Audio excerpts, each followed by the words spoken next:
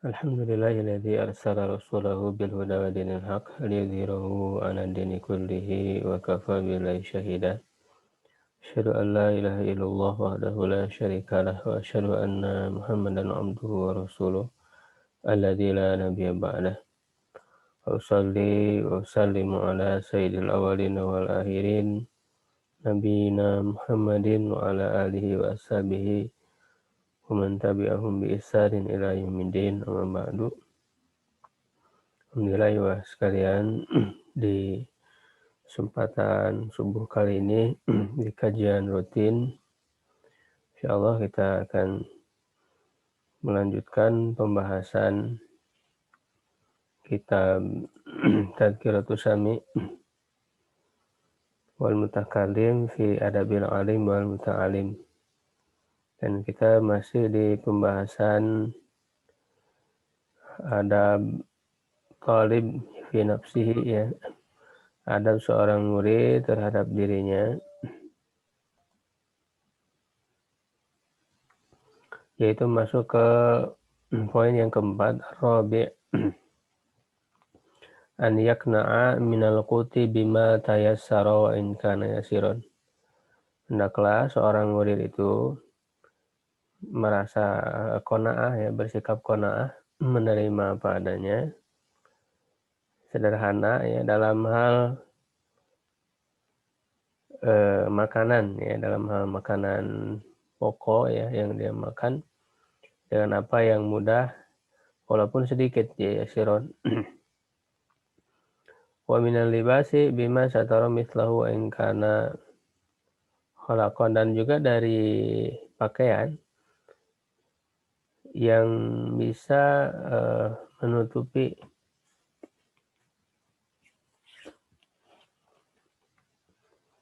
yang semisal dengannya, maksudnya yang mudah, ya, yang bisa didapatkan walaupun pakaian tersebut sudah lusuh, ya, begitu. Ya, kalau memang tidak ada lagi begitu, bisa memakai yang ada saja dari pakaian itu. Tidak harus bermegah-megahan, ya, dengan pakaian yang bagus, yang baru, memakai yang ada saja, qanaah. Fa bisabri ala dzikil 'aisy yanalu sa'atal ilmi. Maka dengan kesabaran itulah, ya, kesabaran terhadap sempitnya kehidupan, ya, kehidupan yang sederhana apa adanya, maka dia akan meraih keluasan ilmu. Wa bi jam'i syamlil qalbi an muftaraqatil amali tatafajjaru minhu yanabi'ul hikami. Ya, ini perkataannya sangat bagus, ya. Ya, dan dengan mengumpulkan terkumpulnya, ya, mengumpulkan hati yang apa namanya, terpecah, ya, kondisi hati, ya, yang apa namanya, bisa dikumpulkan, bisa fokus, ya, dan terhindar, ya, dari berbagai macam angan-angan, keinginan, ya, maka akan terpancar darinya mata air hikmah. Ya, jadi ketika seseorang hatinya dan pikirannya tidak bercabang, yang memikirkan hal-hal yang tadi, ya, dari mulai makanan, pakaian, jadi tidak disibukkan dengan hal seperti itu, maka di sanalah dia akan mendapatkan banyak hikmah, ya, ilmu yang mudah masuk, ya, kepada dirinya, karena pikirannya itu tidak terganggu, ya, memikirkan hal-hal tadi, yang memakan, ya, yang ada, memakan yang ada, tidak terlalu memikirkan harus makan apa, ya, dan juga tidak terlalu memikirkan pakaian yang dipakai begitu, ya, merasa cukup qanaah dengan apa yang ada saja. Qala Syafi'i radhiyallahu anhu, Imam Syafi'i radhiyallahu anhu rahimahullah berkata, "La yatlubu ahadun hadzal ilma bil mulki wa izzin nafsi fayuflihu, walakin man talabahu bidullin nafsi wa dzikil 'aisy wa hidmatil ulama aflah." Ya, tidaklah seorang menuntut ilmu ini dengan kerajaan, ya, banggaan diri, ya. Jadi seorang penuntut ilmu yang dia itu memiliki kekuasaan, ya, kedudukan, berbangga dengan dirinya, ya dia pun akan berhasil, kata beliau.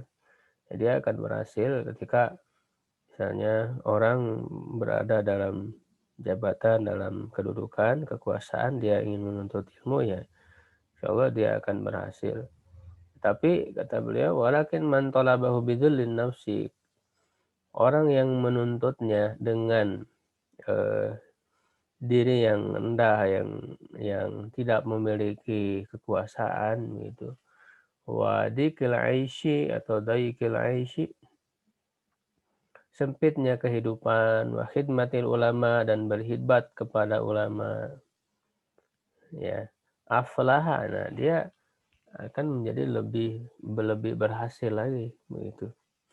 Akan mendapatkan hasil yang lebih karena memang dalam menuntut ilmunya tidak terhalang oleh kekuasaannya, kedudukannya begitu. Kalau orang sudah memiliki kekuasaan, kedudukan, tentu ada rasa gengsi begitu, ya. Sedangkan orang yang tidak memilikinya, tidak ada hambatan, ya, untuk menuntut ilmu secara maksimal. Waqala, dan dia berkata, la yasluhu talabul ilmi illa ya limuflisin, ya, bahkan, dan dia mengatakan tidak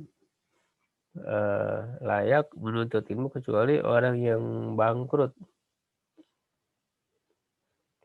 Ya, artinya orang yang miskin, ya, yang tidak berhasil dalam perdagangannya, misalnya dalam usahanya, artinya dia tidak tersibukkan oleh banyak harta begitu.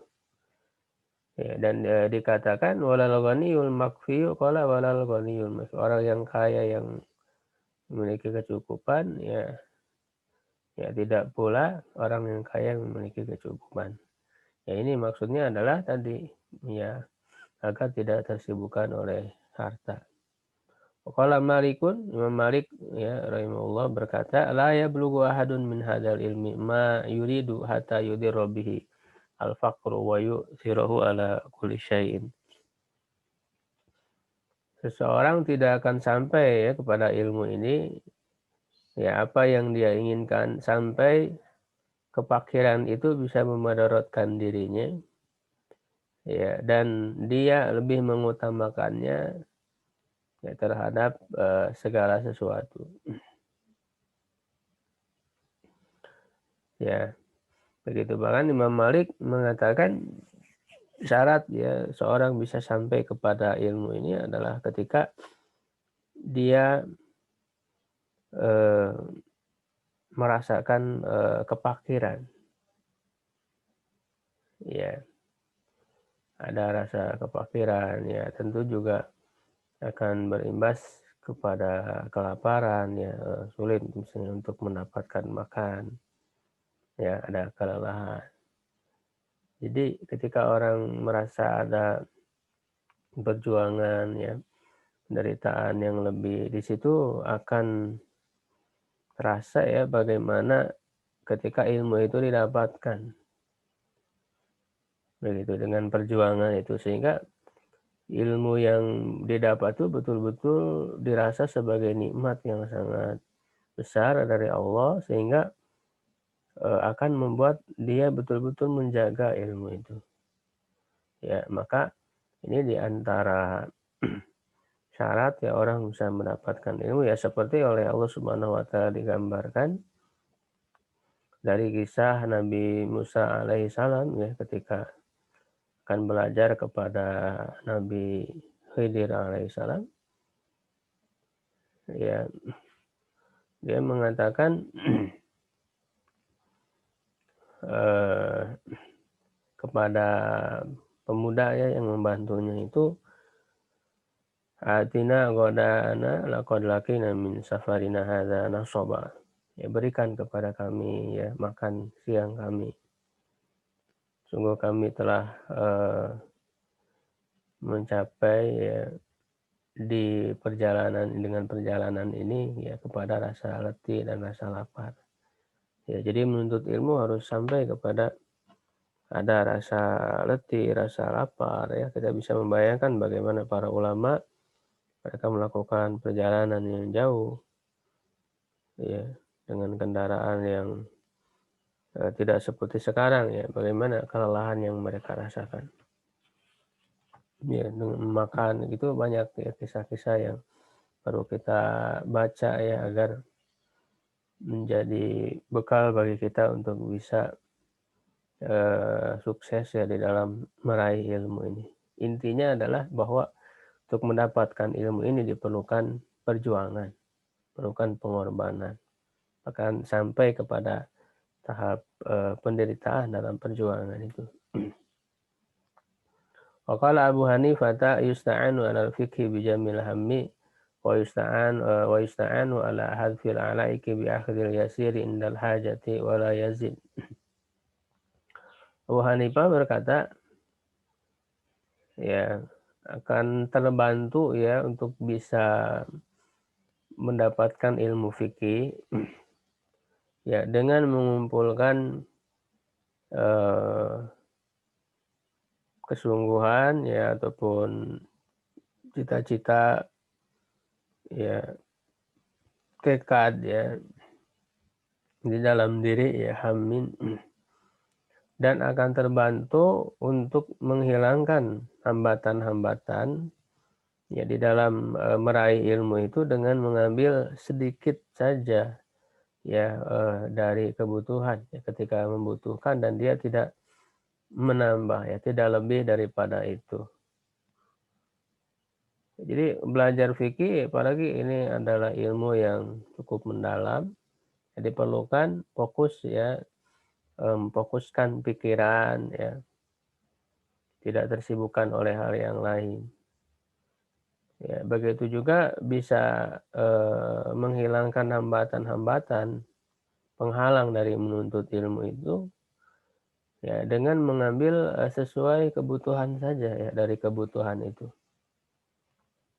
Ya baik makan, pakaian dan sebagainya. Tidak akan terlalu terganggu karena kalau lebih dari itu orang akan terhambat ya untuk bisa menuntut ilmu ini. Fabihadza fahadihi maka inilah aqwalu haula'il a'immah. Perkataan-perkataan para imam itu alladzina lahum fihi al-qidhul mu'alla ya yang mereka memiliki eh, apa namanya maksudnya ada teladan yang tinggi ya. Jadi kidun itu apa namanya kesungguhan ya kidun itu. Ayuhan nasu innaka kadihun ila rabbika kadhan. Jadi kesungguhan yang tinggi yang tidak eh, tidak bisa dipungkiri ghairu mudafa'in. Ya tidak bisa ditolak lagi, dipungkiri lagi wa kanat hadhihi ahwaluhum radhiyallahu anhum. Dan seperti inilah kondisi mereka ya, para ulama di dalam meraih ilmu itu ya dari para imam tadi yang disebutkan perkataan-perkataan mereka ya dari Imam Malik, Imam Abu Hanifah, Imam Syafi'i, ya Imam Ahmad dan sebagainya itu mereka telah merasakan hal itu semua. Perjuangan, penderitaan di dalam menuntut ilmu sehingga mereka mendapatkan keberhasilan. Qala al-Khatib, ya Khatib al-Baghdadi berkata, wa yustahabbu lit-talibi an yakuna azaban ma amkanahu. Dianjurkan ya, dianjurkan bagi seorang murid ya untuk, dia itu menjadi seorang bujang. Ya artinya seorang yang, jomblo ya, tidak menikah. Ya ma'amkanahu ya semaksimal mungkin, sememungkinkan dirinya, ya. Li'alla yaqta'ahul ishtighalu, ya agar, dia tidak, terganggu ya, begitu yaqta' terpotong artinya terganggu dalam menuntut ilmunya itu oleh kesibukan bihuquqiz zawjiyati wa talabil ma'isyati an ikmalit talab. Ya dengan hak-hak, suami istri dan, mencari ma'isyah, ya mencari nafkah dari menyempurnakan usaha dalam menuntut ilmu. Ya jadi memang ada kelebihan tersendiri ya ketika orang masih single gitu ya, masih bujang, belum menikah, dia bisa lebih fokus untuk menuntut ilmu. Ini adalah dalam kondisi yang maksimal tentunya ya, tetapi menuntut ilmu tetap harus kita lakukan ya, tidak ada batasnya meskipun kita sudah menikah, sudah punya anak, sibuk dengan mencari nafkah dan sebagainya, tetap kita harus menyediakan waktu ya untuk menuntut ilmu ini. Waqala Sufyan Ats-Tsauri, ya Sufyan Ats-Tsauri berkata, "Man tazawwaja faqad raqibal bahra fa in wulida lahu faqad kusira bihi." Ini juga sama ya, masih menekankan, keutamaan ya orang yang belum menikah ya dalam menuntut ilmu ya. Kata beliau, "Siapa yang menikah maka dia telah menunggangi lautan." Artinya, eee, orang yang berlayar di lautan ya itu akan sibuk ya menghadapi ombak-ombak, ya mengarungi ya perjalanan di lautan yang tidak sulit gitu ya. Jadi menaiki bahtera ya, bahtera rumah tangga.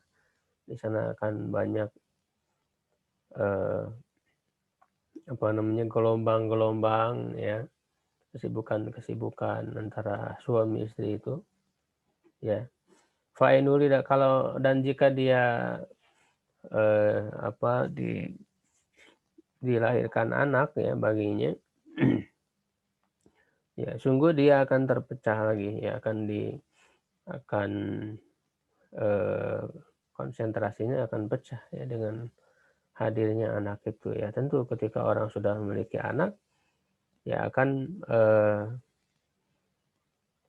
apa namanya, banyak waktunya itu terambil ya di dalam mengurus anak itu,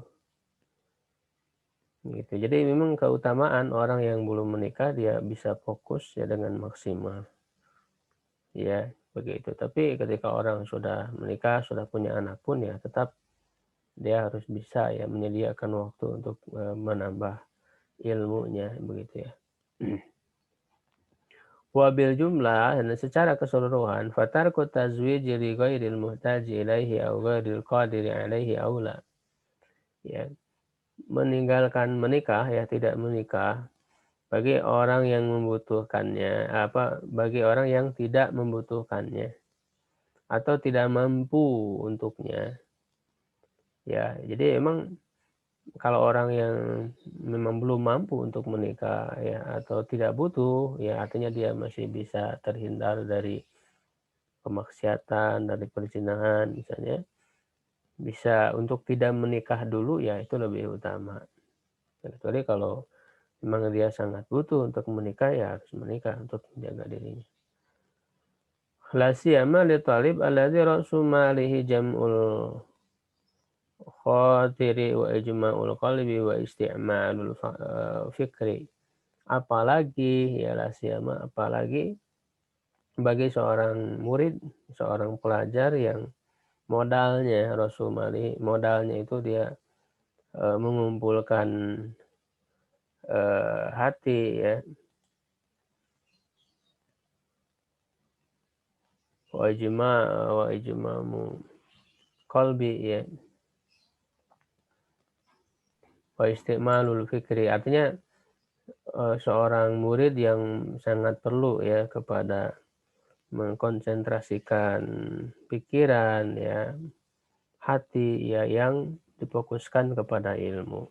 Jadi murid yang betul-betul membutuhkan fokus kepada ilmu ya tentu lebih baik dia tidak menikah dulu begitu. Ya, jadi intinya yang keempat ini jangan disibukkan oleh hal-hal kebutuhan ya, makan, pakaian, ya urusan rumah tangga ya, begitu. Kalau memang kita sudah sibuk dengan hal itu ya tentu kita bisa mengaturnya, memanagenya agar ketika kita ada waktu ya untuk menuntut ilmu itu kita bisa melaksanakannya secara maksimal ya, secara fokus begitu. Al-khamisu yang kelima ya, an yaqsima ya awqata lailihi wa naharihi wa yagtanima ma baqiya min umurihi. Ya, hendaklah seorang murid itu membagi waktu-waktu malam dan siangnya ya, dan meraih manfaat ya dari apa yang tersisa dari umurnya. Fa inna baqiyatal umuri la qimata lahu. Ya, karena sesungguhnya sisa umur itu ya la qimata lahu, ini tidak diartikan tidak ada harganya, tetapi maksudnya adalah la qimata lahu, tidak ada harga yang bisa menggantinya begitu. Sebagaimana dijelaskan di catatan kaki ya gitu ya. Ya, kalau orang sekarang mengatakan la yuqaddaru bisamanin, la qimata lahu di sini maksudnya adalah tidak bisa dihargakan begitu, bukan tidak ada harganya. Tidak bisa dihargakan artinya tidak bisa digantikan harganya oleh apapun karena saking berharganya, karena saking bernilainya umur yang masih diberikan kepada kita itu begitu. Nah ini jadi dalam memanage waktu, hendaklah seorang murid bisa membagi-bagi, mengatur waktunya begitu. Wa ajwadul awqati, nah beliau di sini menyarankan waktu-waktu yang terbaik ya untuk menuntut ilmu, kata beliau, waktu yang paling bagus lil hifzi untuk menghafal al asharu yaitu waktu sahur, itu sebelum subuh. Ya kata beliau, waktu yang paling bagus untuk menghafal itu sebelum subuh, waktu sahur. Walil bahsi untuk pembahasan ataupun penelitian ya, ya belajar ya begitu, mengadakan proses belajar mengajar secara lisan ataupun juga meneliti maknanya. Al-abkaru yaitu waktu pagi. Waktu pagi ya. Walil kitabah, dan untuk menulis ya wastun nahari, pertengahan siang.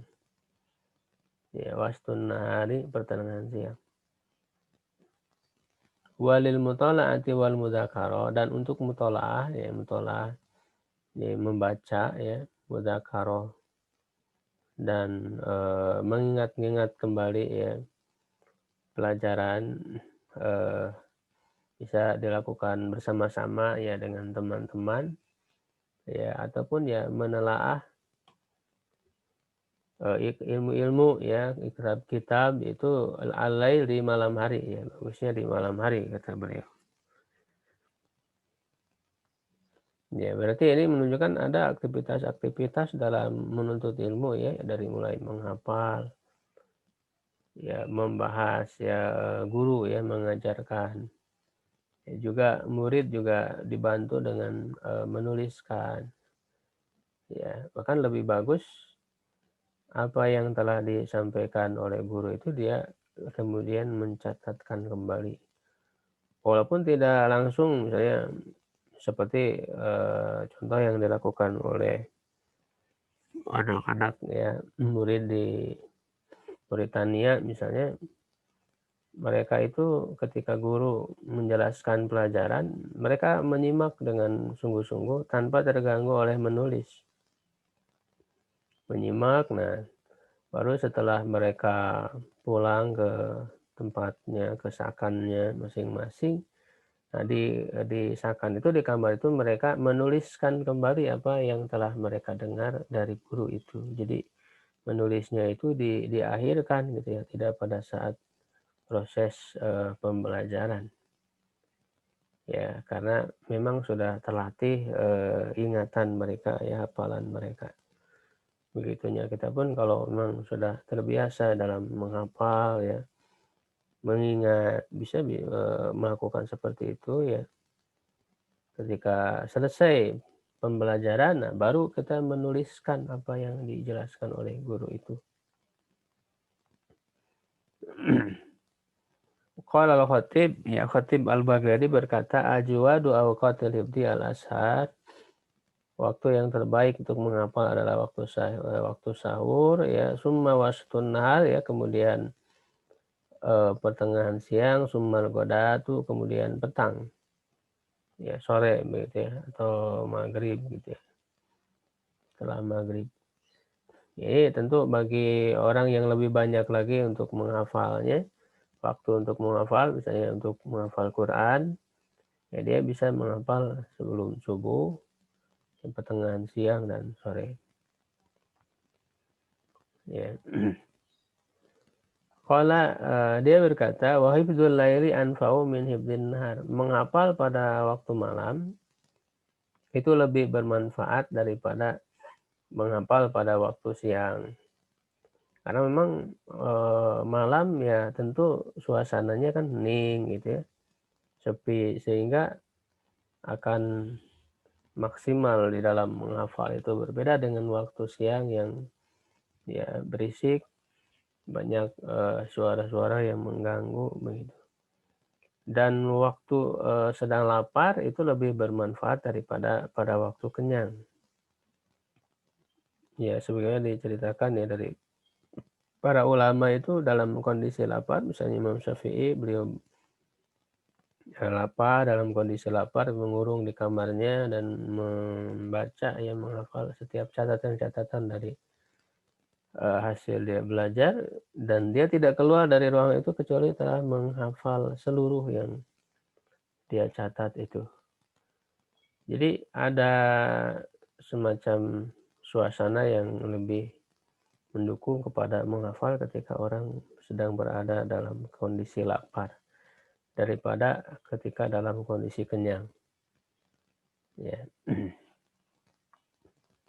Dan lebih bagus ya, lapar itu ya dengan saum gitu ya, dengan melaksanakan saum, maka belajarnya atau menghafalnya itu akan lebih, maksimal, akan lebih menyerap lagi begitu. Qala, dia berkata, wa ajwadu ma'amakinil hibdi al-ghurafu. Ya, dan, sebaik-baik tempat, ya tempat yang paling bagus, tempat menghafal yang paling bagus, al-ghurafu adalah ruangan, kamar, di dalam ruangan kata beliau.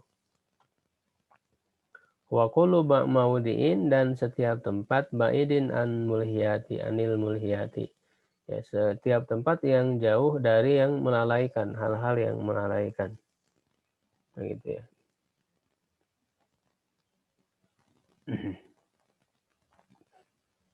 Qala, dan dia berkata, "Walaysa bimahmudin al-hibdu bi hadratin nabati wal khudrati wal anhari wa qawari'it turuki wa dajijil aswati." Ya.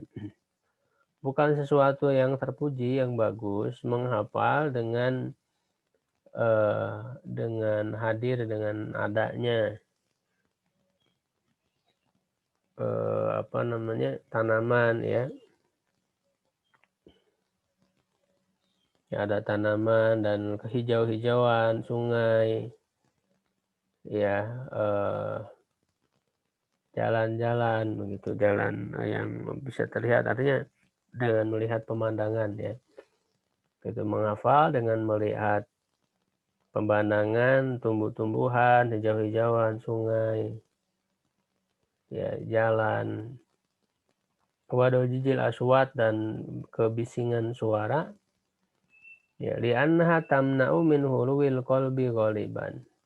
Karena hal itu biasanya ghalibnya bisa menghalangi dari kosongnya hati. Ya, dari kosongnya hati ketika orang menghafal kan butuh, kekosongan pikiran. Nah, kalau dia sibuk menikmati pemandangan, nantinya bukannya dia sibuk menghafal ya, jadi malah sibuk aja menikmati pemandangan-pemandangan itu, begitu ya. Jadi kalau misalnya memang bisa ini sebetulnya tidak ini ya, hanya sebatas, menurut pengamatan beliau ya, penulis, ya justru dengan diberikan kenikmatan seperti itu, memandang itu bisa akan, menjadikan, murid itu jadi kurang fokus di dalam menghafal, begitu ya. Walaupun, berada di tempat yang sejuk misalnya dengan pemandangan itu juga punya kelebihan tidak bising ya, tidak bising dengan suara, ya. Yang jelas setiap orang harus, memilih ya, setiap orang harus memilih waktu dan tempat yang, bisa maksimal ya untuk menghafal, untuk belajar. Ya karena tujuannya kita ingin mendapatkan, hasil yang maksimal juga ya dari proses pembelajaran itu, ya. Nah, Ibu sekalian, sampai di situ pembahasan kita ya di kesempatan kali ini. Mudah-mudahan bermanfaat dan, lebih memaksimalkan usaha kita ya di dalam menuntut ilmu yang tidak boleh kita berhenti darinya ya sampai akhir hayat kita. Wallahu a'lam bishawab. Assalamualaikum warahmatullahi wabarakatuh. Waalaikumsalam.